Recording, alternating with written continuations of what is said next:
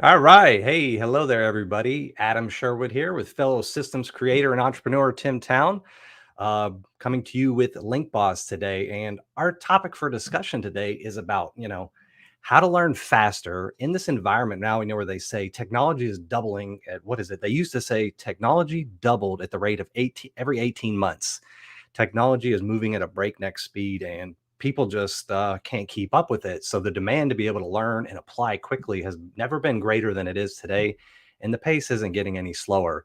So, old methods of learning are, outdated, changing school. And what we're here to talk about today is, some of the key strategies around learning fast without the overwhelm. So you with your product as an entrepreneur can keep moving at the pace that's required, get your stuff out to the world and be successful. So with that, Tim, welcome to the show today.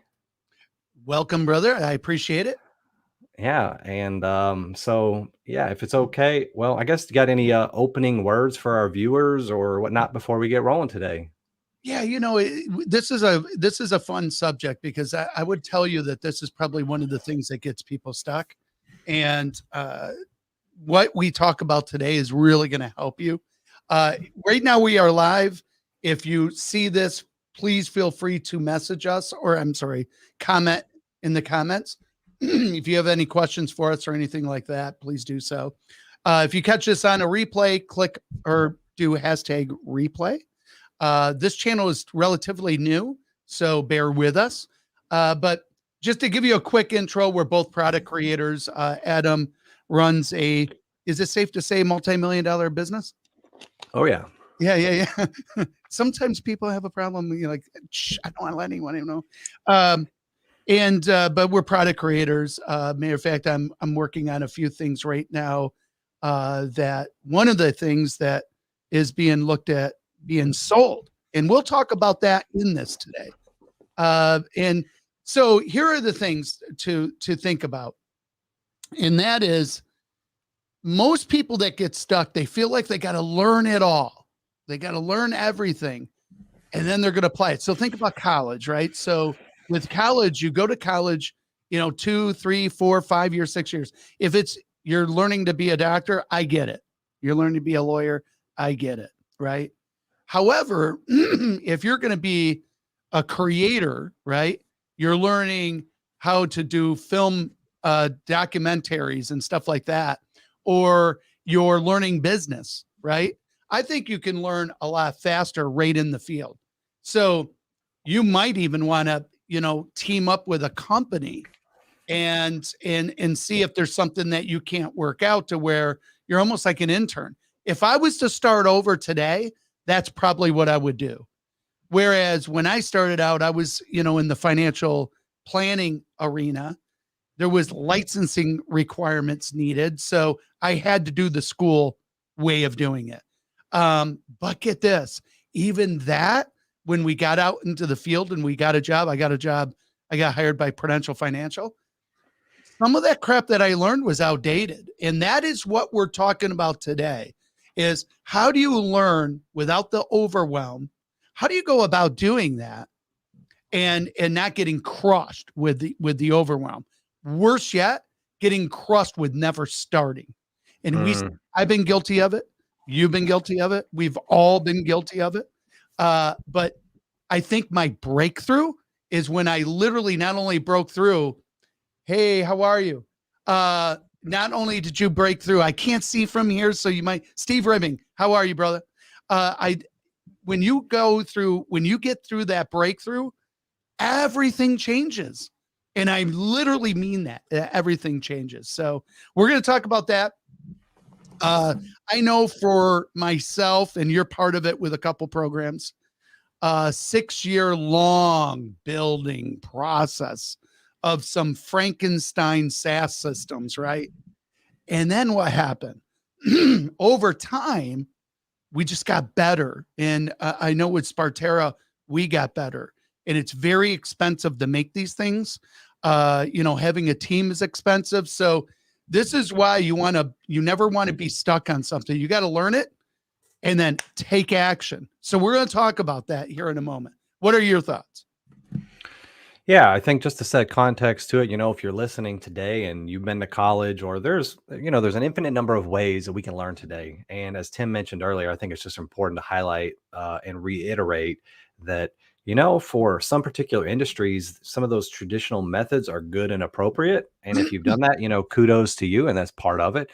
However, things are changing. And what we're just saying is like, hey, join the conversation with us today. If you have comments, suggestions, questions as we go through this, please engage. We want this to be we certainly don't know it all. We're practitioners and we're looking to attract other like minded people into the tribe so we can continue to learn and grow from one another. And today, what we're saying is we're kind of stepping back and looking at the trends of learning and what's working, what big companies are doing today. One of the biggest things we see is that the things are going so fast. By the time people are coming out of college, many of them, particularly in the tech industry, what they've learned is already outdated. And what actually is happening with a lot of your big companies like, Google, just as one example, is they're creating their own universities and training programs that do this just in time learning because what they're, what or how they're coming out of the gate from traditional colleges is just, it doesn't cut the mustard. So that's the conversation we're here to have today, is to start looking to that. If that applies to you, yeah, listen with a buffet minded mentality today. Zone in on the things that resonate and help you and take that to make what you're doing better. And if you don't like it, leave it alone. Focus your energy on that, which is going to edify and help you move forward. So, I mean, with that,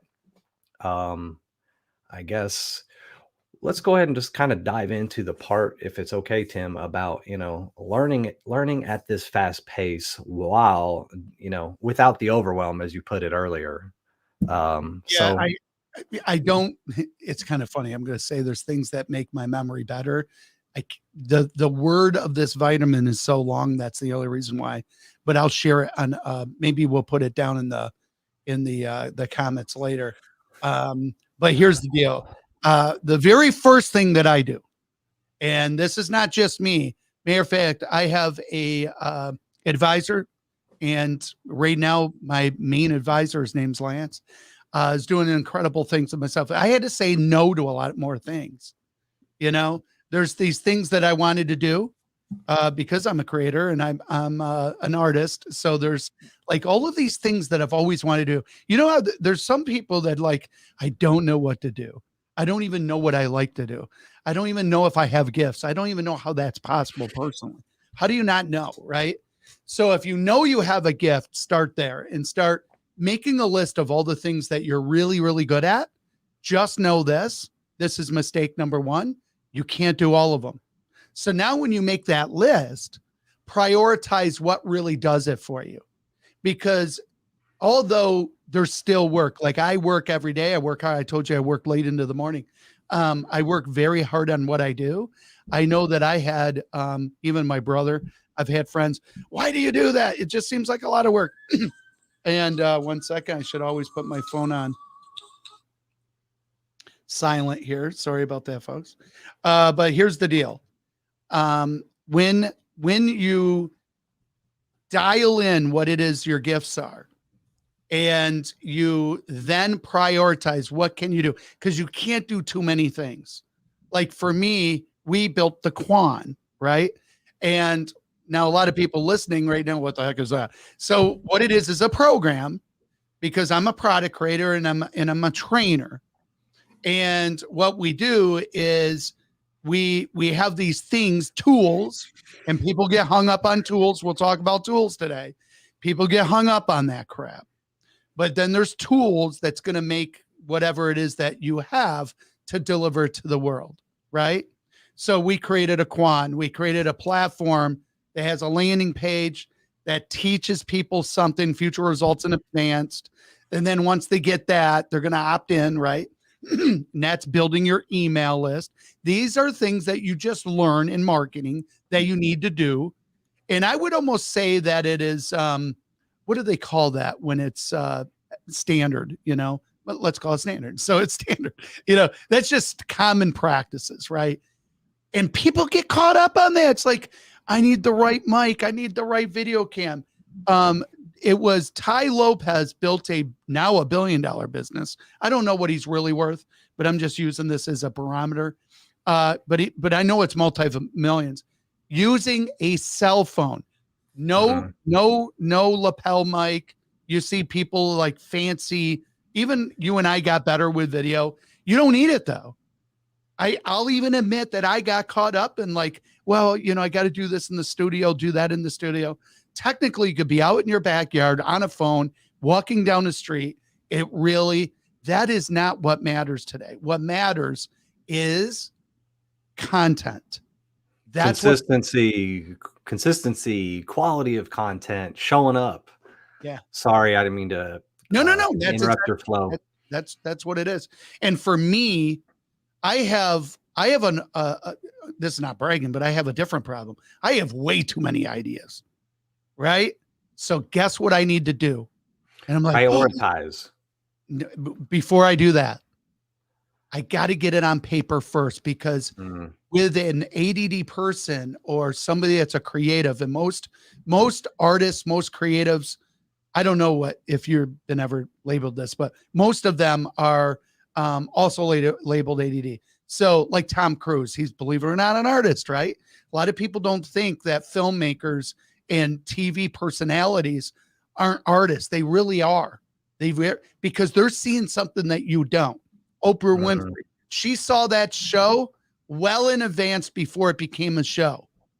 And that's what you start getting good at, is you start seeing and visioning. I forget who said this the other day. It says, find your demand. Oh my God, I love that. Like, what is it that you're good at? What's in demand that you're good at, right? Well, once again, I had some of these skills, right? We talked about the other day, I was a negotiator. I created a business around that. And then when I closed, I'm like, isn't that kind of sad? That skill's I just buried it. It's dead. It was like having a funeral, right? And my beautiful wife said, no, you can still teach it. And I'm like, oh my God, yes, right? So there's that, right? So here is the thing. You got to find out what you're good at, what kind of skills you have, right? Prioritize those, because you'll hear me say a lot of times, I don't really work. And then somebody says, well, you still work. Meaning, if you love what you do, you never work again. Got a little bit of hate on that. Oh, it still work. They're missing it. What they're missing is, if you love what you do, you don't mind the work. Maybe that was a better way of putting it, right? Yeah. And you and I have talked about Own Your Mondays. We have a little program about that, but Own Your Mondays. And what we mean about that is, you could go to work and literally you have to ask, hey, my wife and I's anniversary is coming up in October, our 30th anniversary. Now, mind you, we were together for 4. I know. Thank you. So we were together for 4 years, but married 30. And can you imagine, like, I got to go into work and say, hey, I would really like to get off, a week and just celebrate our 30th. We want to go to Hawaii or whatever it is, right? Whatever we're aiming for. Can you imagine? Like, I would have to ask for permission. I knew that wasn't, like, I want to own my Monday. I want to own my business to where I don't have to ask, but I got to still put in the work. What do I mean by that? I know come January 1st, I already know my obstacles. I already know my obligations. I know what I need to do, but I don't need to ask permission. I just got to put in the work. Sometimes it means that you got to work a little later, work a little harder, but you're working on you, right? And there's something just so magical about that. When you're working on your craft, when you're working on your destination, and you can learn, by the way, just in time learning, and we're going to talk about that. You can learn how to manage your finances better. Maybe you're really good at that. Maybe you're really good at finances. I used to be really, really, really good at that. And I was the guy, the good debt, bad debt. Dave Ramsey was no debt is good. I still to this day don't believe that. I'm not going to get into it, but if I wanted to build a program around how to manage your finances properly and so that you can create your own put it this way, when people work for somebody, what do they want? Benefits. It's always the benefits, right? But employers don't give great benefits anymore. And you can create them yourself now. Everything is a la carte now. You can go to Amazon, you can buy anything that's in Walmart. You can go to Alibaba and sell anything that's on Amazon. Mm. This is the world we live in today. And the only thing that stops you from owning a store or owning a business is a thought, an idea, because it always starts with a thought, an idea, and then flushing it out and then learning just in time to get it going. And a lot of people get stuck on that. They feel like they got to learn. And guess what happens? By the time they start, what was that again? What were those tools I should have bought? What are the things I need again? They start forgetting what they learned.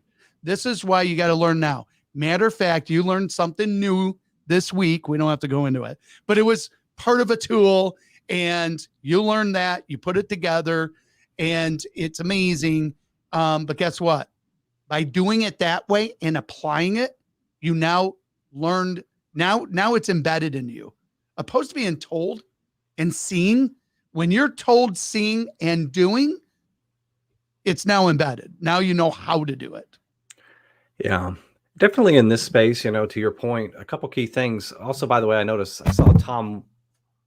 saw Tom. Boy, I was looking over my other screen here and I saw you for a second in the Facebook feed, and all of a sudden you were doing something crazy and thought something interesting was going on there for a second.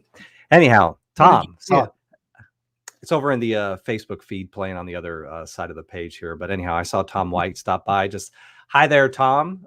Thanks for stopping by. And if you're catching us right now for the first time, popping on, we're specifically talking today about the outdated methods of learning and what's required today to learn faster in this environment without the overwhelm, so that you can get your entrepreneurial product out to the world, or whatever your business is, to be able to, because the thing now is the rate at which the speed of business is unparalleled at this moment. And if when you used to have maybe I know I've seen this a lot from coming from some of the rural country, when you have maybe businesses that aren't as techy, or they're more rural, and let's say they're 10 to 15 years behind the curve that you see in the cities, people could get by slacking a little bit. Like, they wouldn't get wiped off the map like too quickly. But today in technology, this is a skill set as a leader you must learn if you want to be successful for more than a one-hit wonder type of thing.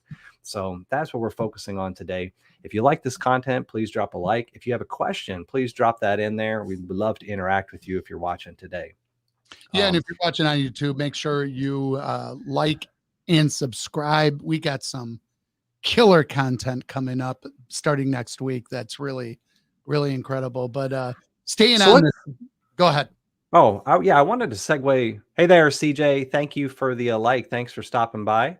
And yeah, please, would love the questions. I'd like to segue right into like a practical example. There's a lot that we could do.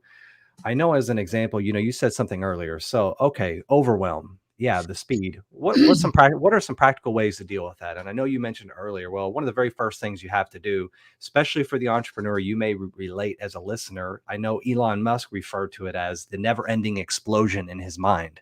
You got tons of ideas and you're like, well, and if all of a sudden you're trying to do too much, you diminish your effectiveness and you don't do anything particularly well. Warren Buffett, to the contrary, one of the things that he's known for, one of the richest men in the world, he says, one of my key secrets to success was I stayed in my area, my circle of competency. When I get out of that, I run into trouble. So we're talking focus here. Well, how do we practically do that? Well, step one is, you do the brain dump.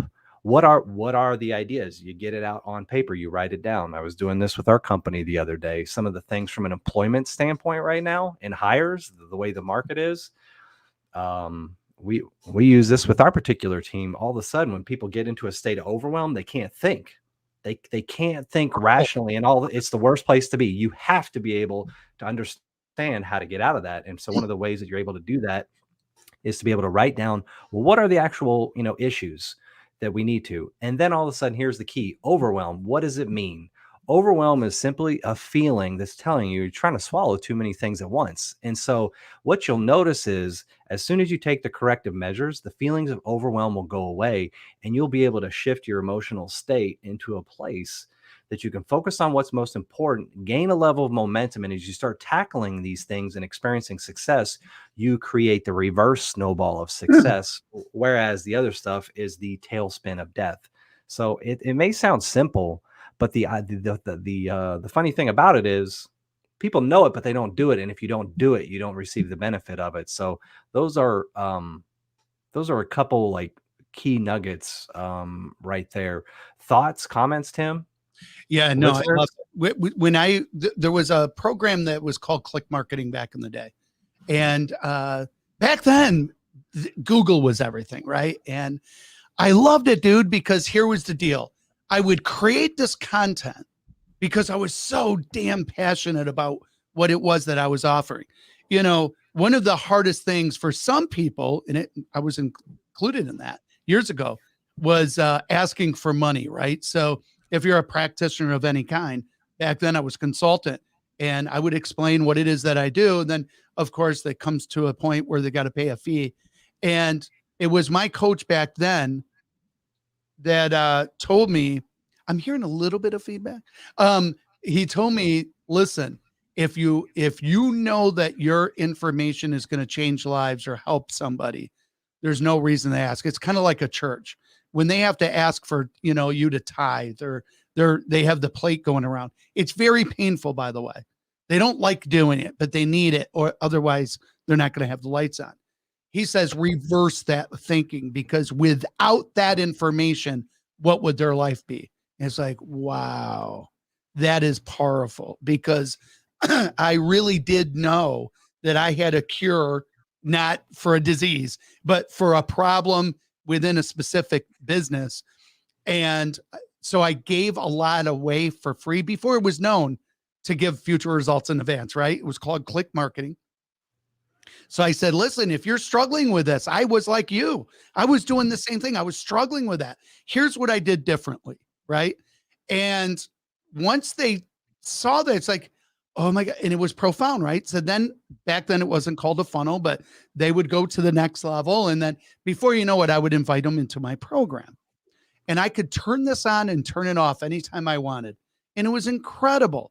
So how did I do the program though? I literally did this. If I was going to explain this to somebody, what's the very first thing they need to do? Boom. How do I explain that then? How can I show them? For me at the time, and to this day, I even have in my other studio a look over the shoulder desk. I built it, and it's a look over the shoulder desk, and it allows me to be hands-on, literally showing them how to do something, right? Back then, that's what my that's what my customers wanted. They wanted to see that. And I kept doing that. And before you know it, I had a full program. So for somebody that's watching today, let's say you're going to put a program together and you're going to teach something. Maybe you're a survivalist, or maybe you're really good at, like right now I'm in keto, right? Maybe you're really good at that. Maybe you're really good at how to garden. That's coming back. Gardening is a huge demand right now. It's a demand on YouTube. The Urban Gardener, I think they're over 3 million subs. It's Wow. a huge demand right now, and it's not oversaturated. Listen, I don't care what it is that you do. If you're really good at cooking, make a program out of that. Like for me, I found out what my body really needs and wants, and I'm doing more of that. I'm trying to become more, I'm a hybrid. I have a program called Vietarian. It's not available, so don't look, but it's called Vietarian. And not only am I living this way, there's a few others, and we're all kind of like comparing notes. What's changed? What's this? I'm 54. I do not color my hair. I don't know if that's DNA. I got a couple grays in there, but I do believe that it has a lot to do with what we're doing, right? Anyways, long story short, will it become a program? I don't know. Right now I'm testing, I'm doing, but I can make a program out of that. Why? Because we're just that much further ahead than somebody else. It's kind of like somebody that's really good at making video. You'd watch them only learn what you need. Case in point, I'm making a video. It's taken way too much time to edit. How can I narrow down the editing? You type that into Google. How can I narrow down editing? Whatever, right? Somebody may say, hey, if you want to use just your phone, nothing's faster than that. You can trim the beginning and the end. Bam, problem solved. Move on to the next thing. Okay, I would like to up my audio. What's the best way of doing that? You find that before you know it, you got a video up. And this is one of the things that I loved about Casey Neistat. He was talking about being a creator from stage. And he says, you just got to create.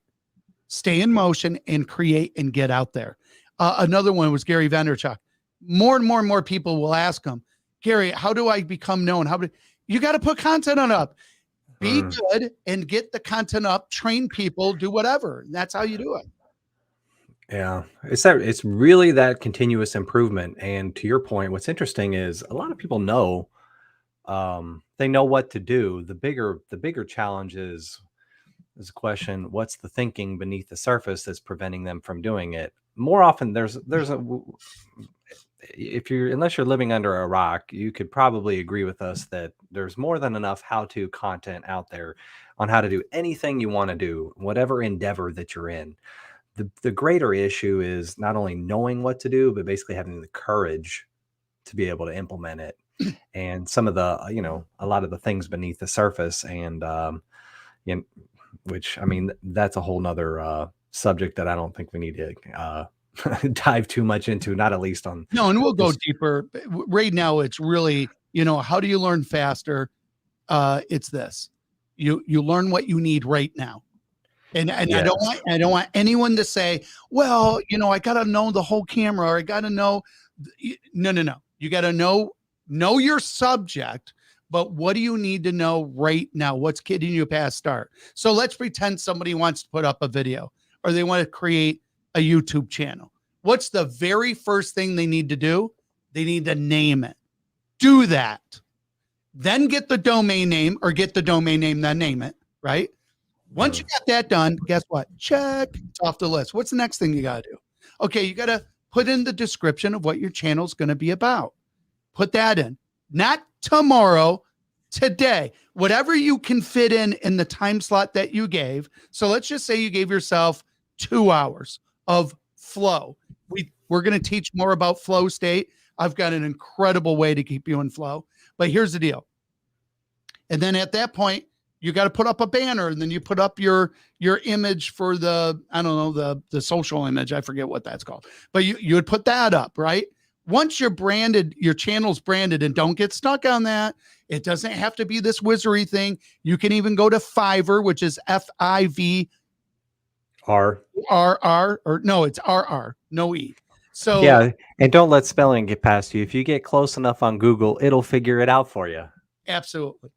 And then once you do that, then what you do is now you upload your very first video. And what that first video should not be is, hi, my name is Tim Town. This is what my channel is going to be. No, what you do is you first introduce yourself, why you created the channel, but give them something right now, something that they could use right now, and then schedule your content. And then, you go from there, but you learn as you apply it. Don't learn 3 things, learn 1 thing.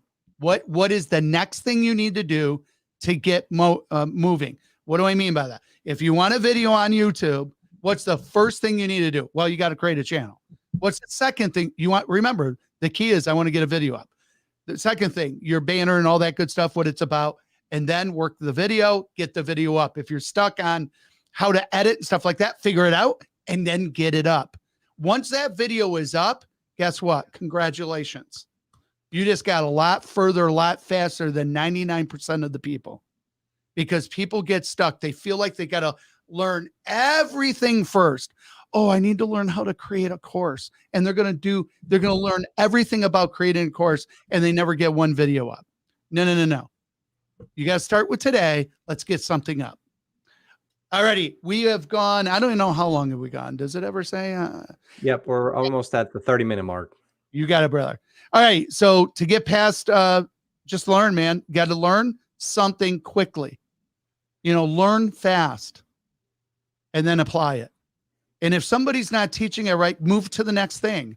Learn what you need to do, learn the task, or delegate. Sometimes you can delegate these things, but learn what you need to do, get it done, move to the next thing. And before you know it, like for now on, my Mondays is creation day, meaning that's where I create content and then we get the content up. And that's just, I'm batching now. And we're going to teach you how to batch the effective way. So if you love this content, if you want to be a creator, you want to learn how to create not only your own business, but how to create things. And believe me, there's times that when we were creating, it's like, it takes longer than you thought. It's money. Look at the people that start restaurants, they'll tell you, hey, you may not even be able to take $1 for 5 years. And then people will be like, well, how does that happen? They got to live. Well, there's ways of doing it. Okay. And I don't think living on credit cards is the right way. But that is the deal. The other thing you're going to learn with Link Boss is not only we're trying to do the whole facet, financial, the boring stuff. You got to learn it, LLC stuff, corporate stuff, right down to tactical stuff. And for me, though, I gravitate for creators and course creators. And we do have a program that would really help you with that. So if you really love this content, please subscribe, follow us, and participate. If you have a question, put it in the comments. We will come back and read the comments and we will answer your question.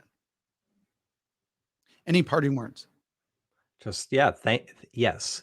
Thank you for watching. We appreciate your time. If you have any, as Tim said, like and or subscribe. And if you have any questions, please drop those in there. And otherwise, we look forward to seeing you on a future broadcast. Have a wonderful week.